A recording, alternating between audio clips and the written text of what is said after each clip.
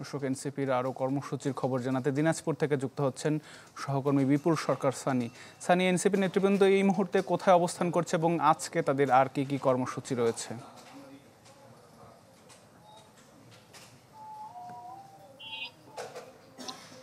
যে এনসিপির যে সারা দেশব্যাপী পদযাত্রা, আমরা কিছুক্ষণ আগে যেটা জানছি যে এনসিপির নেতৃবৃন্দ ইতিমধ্যে দিনাজপুরে এসে পৌঁছেছেন। দিনাজপুরে একটি কমিউনিটি সেন্টারে তারা অবস্থান করছেন। যদিও তাদের যে পূর্বঘোষিত যে কর্মসূচির সময় যেটা ছিল সেটি বিকেল 5টা থেকে আমরা যেখানে রয়েছি দিনাজপুর গোরে শহীদ ময়দান, এই জায়গা থেকে পদযাত্রা অনুষ্ঠিত হওয়ার কথা।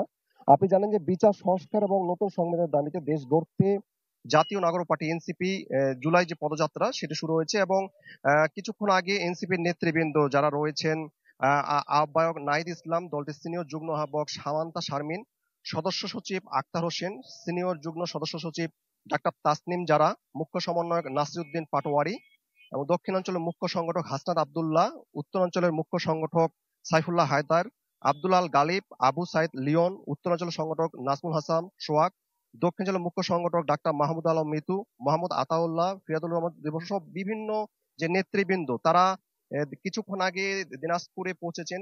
এর আগে তারা ঠাকুরগাঁ, পীরগঞ্জের এখানে পথসভায় তারা বক্তব্য রেখেছেন এবং আমরা আজকে যে কর্মসূচিটা পেয়েছি সেটা এই দিনাজপুর গড়ে শহীদ ময়দান থেকে বিকেল 5টায় শুরু হওয়ার কথা।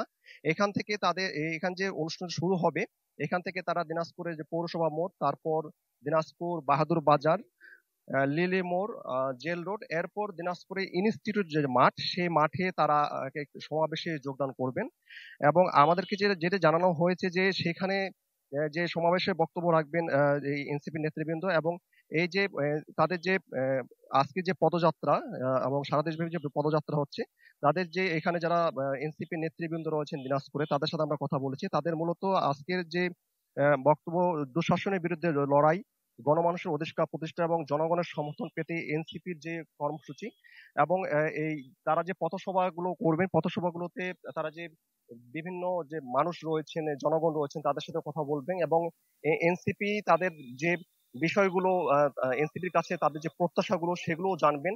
এটি আমাদের কাছে এখন পর্যন্ত যে তথ্যটা এসেছে। আতিক। জি সানি, অনেক ধন্যবাদ যুক্ত হবার জন্য। দিনাজপুর থেকে জানাচ্ছিলেন সহকর্মী বিপুল সরকার সানি। সঠিক মাত্রার কার্বন কম্বিনেশন বৃদ্ধি করে পাইপের ডাক্টিলিটি ও হেভি লোড নেয়ার ক্ষমতা। Falcon MS pipe.